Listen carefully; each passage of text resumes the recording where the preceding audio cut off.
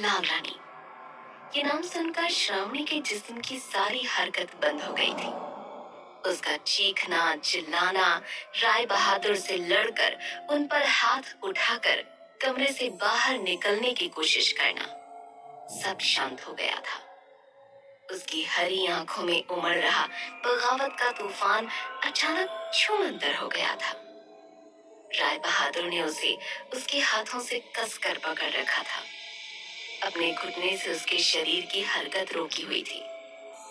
वो देख रहे थे कि उन्होंने अभी अभी जो श्रावणी से कहा, उसका श्रावणी पर क्या असर हुआ है।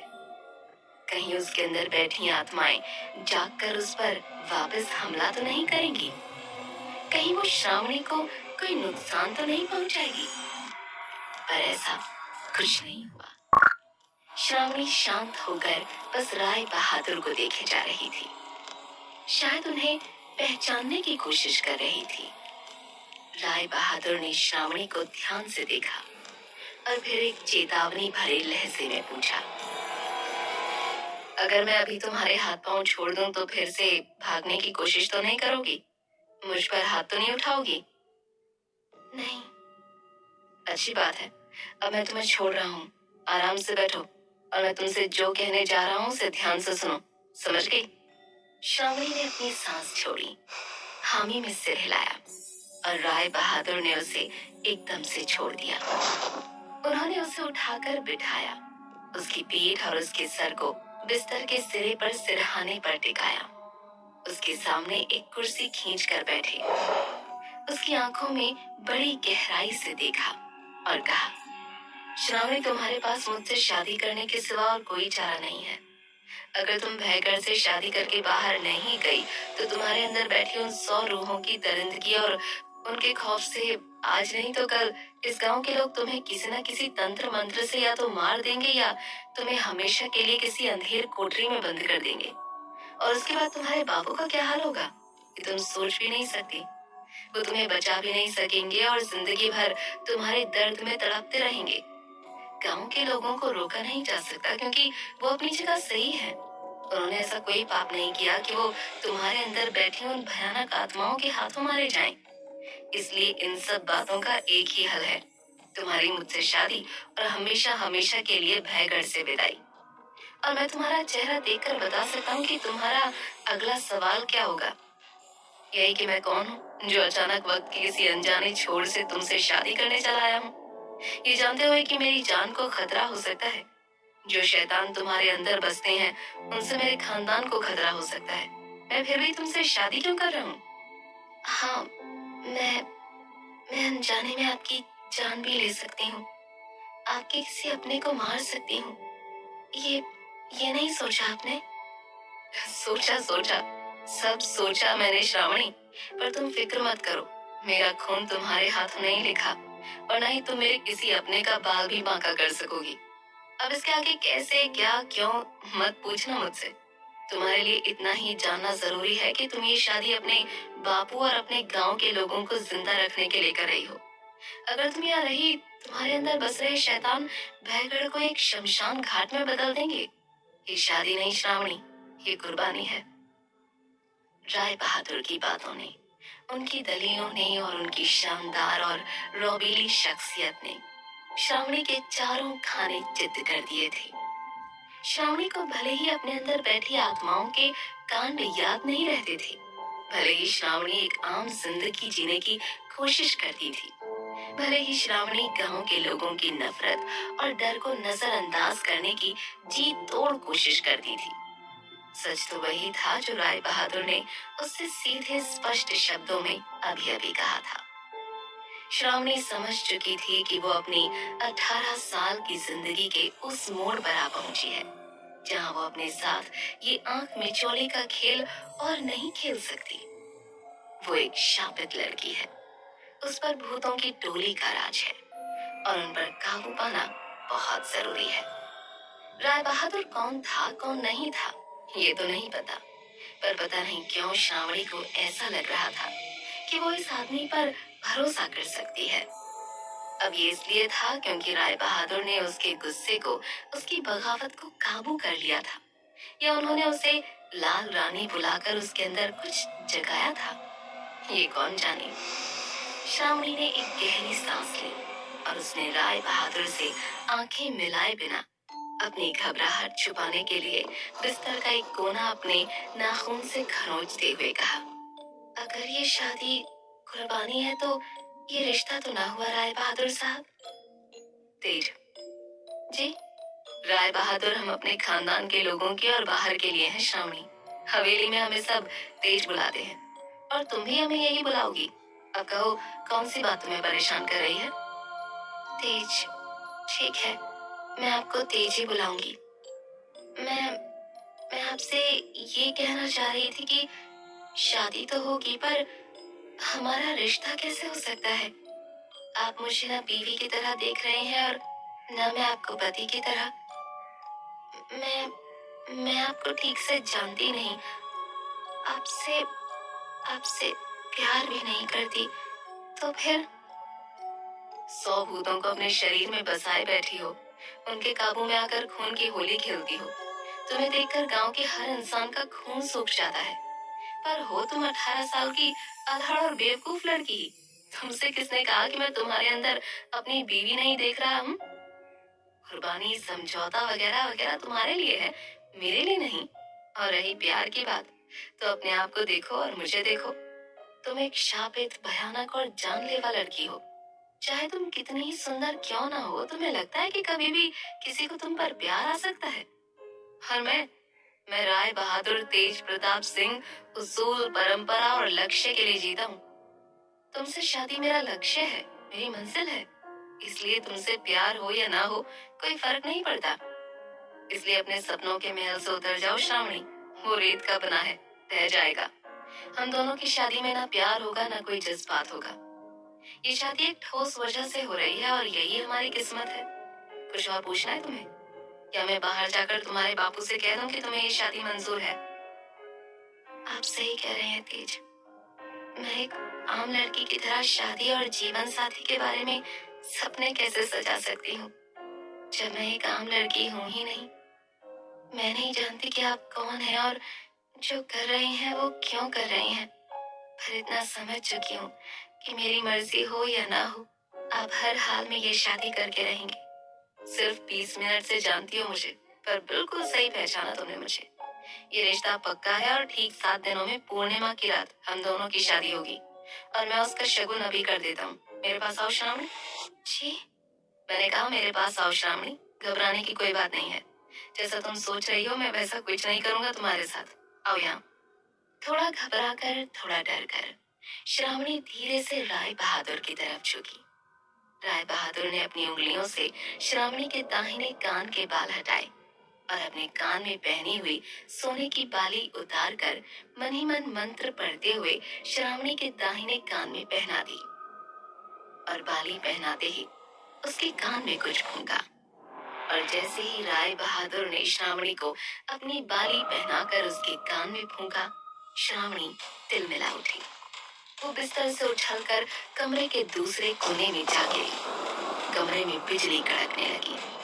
श्रावणी का रंग सर से पैर तक काला हो उठा। उसकी एक एक नस में खून की जगह बिजली दौड़ने लगी। उसकी आंखों के डोरे लाल हो गए और उसके अंदर समाई आत्माएं दर्द से जूझते हुए चिल्ला उठी। ओह, ये ठीक नहीं किया राय बहादुर। तूने श्रावणी के कान में अपनी सोने की बाली पहनाकर ठीक नहीं किया। अगर तुझे लगता है कि तू हमें इस लड़की के शरीर को इस्तेमाल करने से रोक सकता है, इसे इस्तेमाल करके हाहाकार मचाने से रोक सकता है, तो याद रख, हम भी चमदार आत्माएं हैं। तेरे तंत्र को तोड़ने के लिए हम जो करेंगे तू सह नहीं सकेगा। आह, क्या फूंका है तूने इसके कान में? अगर तुम सबको हमेशा के लिए रोक सकता तो बहुत साल पहले रोक लिया होता, पर लाल रानी बीच में आ गई। पर अब कहानी अलग है। मैं पहले की तरह कमजोर और जज्बाती नहीं हूँ। आज बिना इस बात की परवाह किए कि श्रावणी को कितना दर्द हो रहा होगा, मैं उसके शरीर में तुम्हारी हरकत रोक सकता हूँ। अब तुम सब न श्रावणी के शरीर को कोई तकलीफ दे सकोगे और न किसी और की जान ले सकोगे। अगर श्रावणी के इस बाली को पहने पहने तुम में से किसी ने भी कोई दरिंदगी दिखाने की कोशिश की तो जान किसी की भी जाए। दर्द तुम्हें होगा और उस दर्द के मारे तुम्हें श्रावणी के शरीर को छोड़ना पड़ेगा। इसलिए चुपचाप बैठो और ये शादी होने दो। समझे तुम सब? श्रावणी के शरीर में दौड़ रही बिजली के दर्द से बिलख रही आत्माओं ने राय बहादुर को तरह तरह के ताने दिए, उसे बद्दुआएं दी, चीजें उठा उठा कर उसकी तरफ फेंकी, पर राय बहादुर पर किसी चीज का कोई असर नहीं हुआ। कुर्सी, मेज, फूलदान, दिया सलाई, किताबें, शीशा सब उसके शरीर से टकराकर चूर चूर हो गए, मगर उसे एक खरोंच भी नहीं आई। श्रावणी के शरीर में पागल हो रही आत्माएं श्रावणी के शरीर को लेकर उड़ते हुए राय बहादुर की तरफ आईं, पर राय बहादुर ने रास्ते में ही उसे गले से पकड़ लिया और चिल्लाकर कहा, जितनी बार गुस्सा करोगे, तिल मिलाओगे, घात करने की कोशिश करोगे, उतनी ही बार नर्क की आग में झुलसने का दर्द होगा तुम सबको। पागलपन छोड़ दो और शांत हो जाओ। चुपचाप बैठो, एकदम चुपचाप।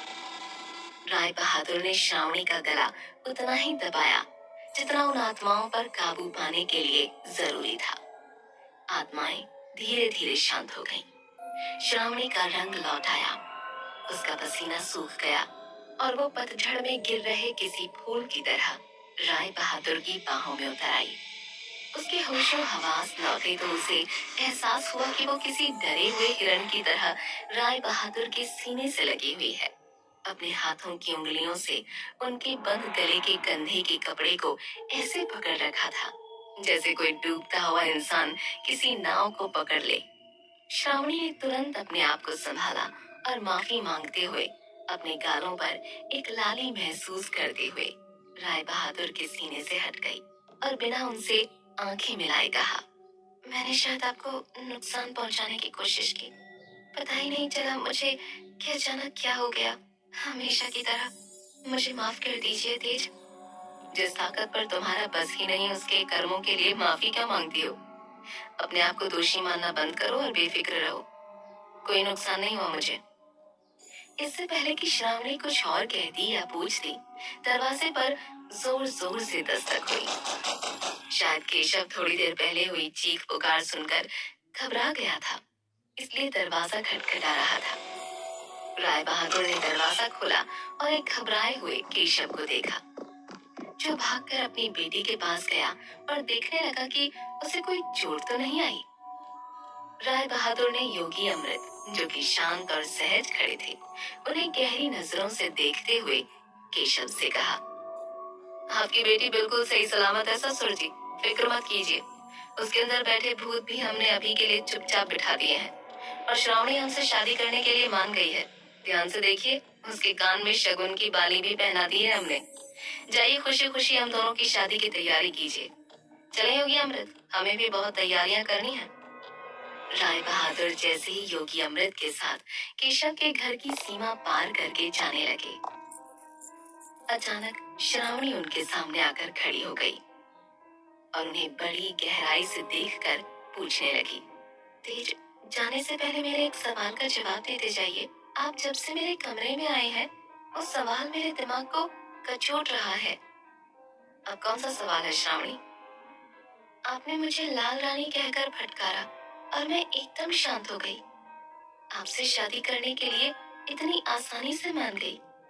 क्यों? कौन कौन है लाल रानी? लाल रानी? हमने कब तुम्हें लाल रानी कहकर पुकारा श्रावणी? कौन है लाल रानी? राय बहादुर का जवाब सुनकर श्रावणी के पैरों तले जमीन खिसक गई। उसे अपनी आंखों पर और अपने कानों पर यकीन नहीं हुआ। राय बहादुर झूठ क्यों बोल रही हैं?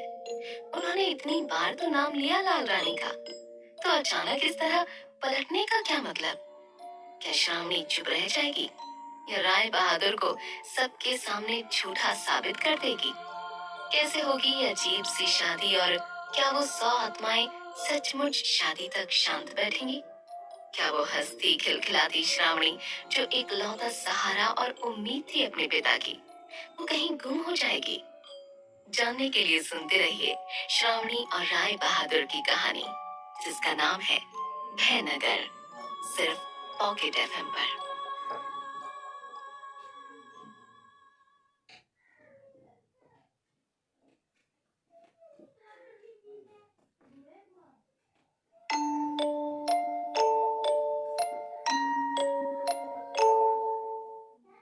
श्रावणी राय बहादुर को हैरानी से देख रही थी और राय बहादुर के चेहरे पर एक शिकन भी नहीं थी।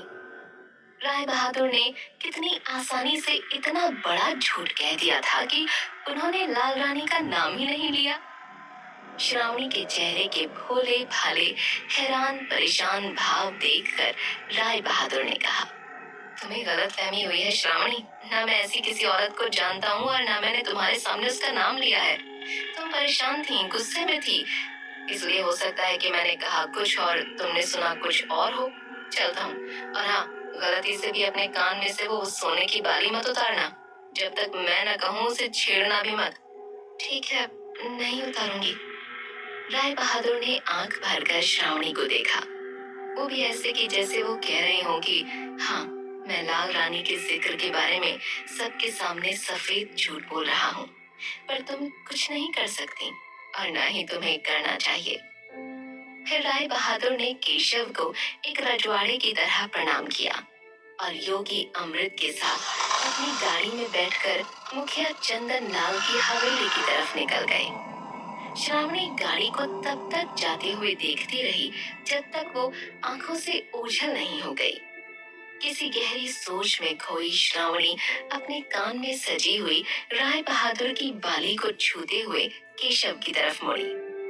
केशव की आंखों में आंसू थे और वो किसी अपराधी की तरह अपनी बेटी के आगे हाथ जोड़े खड़ा था। श्रावणी ने आगे बढ़कर अपने बाबू के हाथ पकड़ लिए और उनके आंसू पोंछे। केशव